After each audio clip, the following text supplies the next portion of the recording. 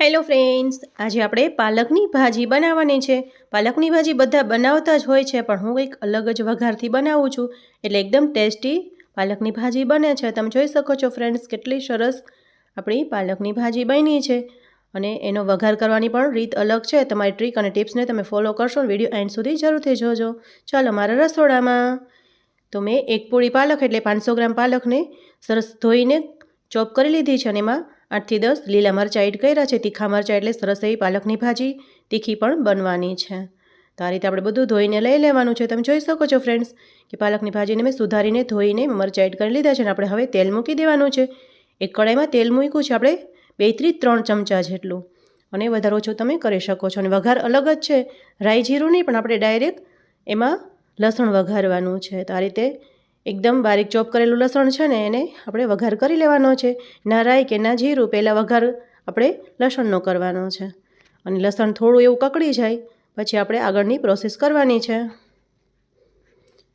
તો હવે લસણ થોડું એવું બ્રાઉન કલરનું થઈ ગયું છે, તો આપણે એમાં જીરું એડ કરશું। 1 ચમચી જેટલું જીરું, નાની ચમચી જે મસાલામાં હોય એટલું જ આપણે 1 ચમચી જીરું એડ કર્યું છે, અને જીરું પણ સરસ તતડી ગયું છે, અને લસણ પણ સરસ બ્રાઉન થઈ ગયું છે। તો હવે એમાં હિંગ એડ કરવાની છે 1 ચપટી જેટલી, અને પછી આપણે તરત જ એમાં જે આપણે બારીક ચોપ કરીને રાખ્યું હતું પાલક, એ આપણે એડ કરી દેવાનું છે, પાલકને મરચાં। તો આ રીતે સરસ એવો વઘાર થઈ ગયો છે આપણો પાલકની ભાજીનો, અને આપણે સરસ એવી ગ્રીન ભાજી બનાવવાની છે, ના તો કાળી કે ના લાલ થઈ જાય એ ટાઈપનું આપણે ધ્યાન રાખવાનું છે। તો સરસ એવી પાલકની ભાજી અલગ જ રીતની બનાવવાની છે। તમે બધાય પાલકની ભાજી ઘણી બનાવી હશે ને જમ્યા પણ હશો, પણ આજે આપણે પાલકની ભાજી કંઈક જુદી જ બનવાની છે। તો આ રીતે આપણે સરસ બધું મિક્સ કરી લેવાનું છે। જોઈ શકો છો ફ્રેન્ડ્સ કે આપણે બધું મિક્સ થઈ ગયું છે, લસણ ને બધું। હવે આપણે એમાં હળદર અને મીઠું એડ કરી દેવાનું છે, સ્વાદ અનુસાર વધારે ઓછું તમે કરી શકો છો। તો પાલક થોડુંક થઈ જાય છે એટલે મીઠું આપણે એડ કરવું હોય ને તો ઘણી ધ્યાન રાખવાની કે પાલકની ક્વોન્ટિટી કેટલી છે એ પ્રમાણે મીઠું એડ કરવાનું છે, નહીંતર પાલકનો પણ ખારાશ વધારે હોય છે, તો પાલકની ભાજી વધારે ખારી ન થઈ જાય એના માટે મીઠું થોડું એડ કરવું। અને આટલી બધી અત્યારે મેં ભાજી વઘારી છે, પણ થોડી એવી થઈ જવાની છે, તો એટલે મીઠું થોડું એડ કરવાનું છે। બધું સરસ એવું મિક્સ થઈ ગયું છે, તમે જોઈ શકો છો ફ્રેન્ડ્સ। તો હવે આપણે એને ઢાંકણ ઢાંકીને 2 મિનિટ જેટલું ચડવા દેવાનું છે। તો હવે 2 મિનિટ થઈ ગઈ છે, તો આપણે ઢાંકણ ખોલીને જોઈ જોઈશું કે આપણી ભાજી કેટલેક સુધી પહોંચી છે, કેટલી ચડી છે। તો આ રીતની સરસ એવી ભાજીમાં બધું સરસ એવું નોર્મલ થઈ ગયું છે। તમે જોઈ શકો છો કે લસણ પણ સરસ ચડી ગયું છે, અને ભાજી પણ ચડી જવા આવી છે। તો આપણે આગળની પ્રોસેસ કરવાની છે। તો આ રીતે આપણે એમાં એક મોટું ટમેટું લીધું છે, એને નાના નાના ટુકડા કરીને આ રીતે એડ કરવાનો છે ટમેટાના, અને દેશી ટમેટું હોય તો વધારે સારું, તો એમાં સ્વાદ સરસ આવે છે। મારી પાસે હાલ હાજરમાં નહોતું એટલે મારી પાસે જે હતું એ મેં એક ટમેટું એડ કર્યું છે। એમાં થોડી એવી ખાંડ એડ કરવાની છે, એટલે ખટાશ અને મીઠાશ બે સરસ એવો એનો સ્વાદ આવી જાય। તો હવે આ બધું આપણે સરસ મિક્સ કરી દેવાનું છે, અને ટમેટાને ચડવા દેવાના છે, એટલે 1 થી 1.5 મિનિટ જેટલું ઢાંકણ ઢાંકીને ચડવા દેવાનું છે।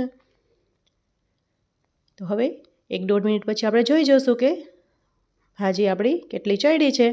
ટમેટાં સરસ એવા ચડી ગયા છે, અને પાલકની ભાજી બનતા બહુ વાર નથી લાગતી, ફટાફટ થઈ જાય છે। અને વિડીયો મેં એકદમ શોર્ટ બનાવ્યો છે, બહુ લાંબો લંબાવ્યો નથી, એટલે થોડું સ્કીપ કરીને પણ બતાવું છું। તો હવે આપણે એમાં લાલ મરચું પાવડર એડ કરી દેવાનો છે।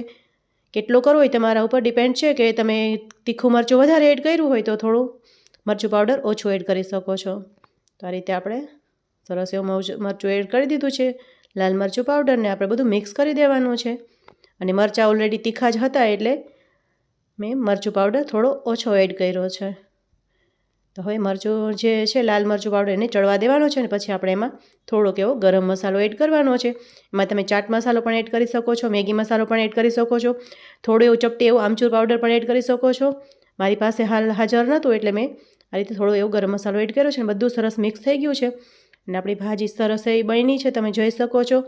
રેસીપી સારી લાગે ને મારી રસોઈ તમને સારી લાગતી હોય ને તો મારી ચેનલને સબસ્ક્રાઈબ કરજો, અને વિડીયો વધારે સારો લાગે ને રેસીપી વધારે સારી લાગે તો નાની મોટી કમેન્ટ કરી દેજો, એટલે મને ઘણું બધું મોટિવેશન મળે, અને આગળ હું અવનવી રેસીપી તમારી પાસે પહોંચાડતી રહું।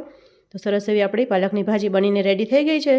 તો થેન્ક યુ ફોર વોચિંગ। જય શ્રી કૃષ્ણ, રાધે રાધે ફ્રેન્ડ।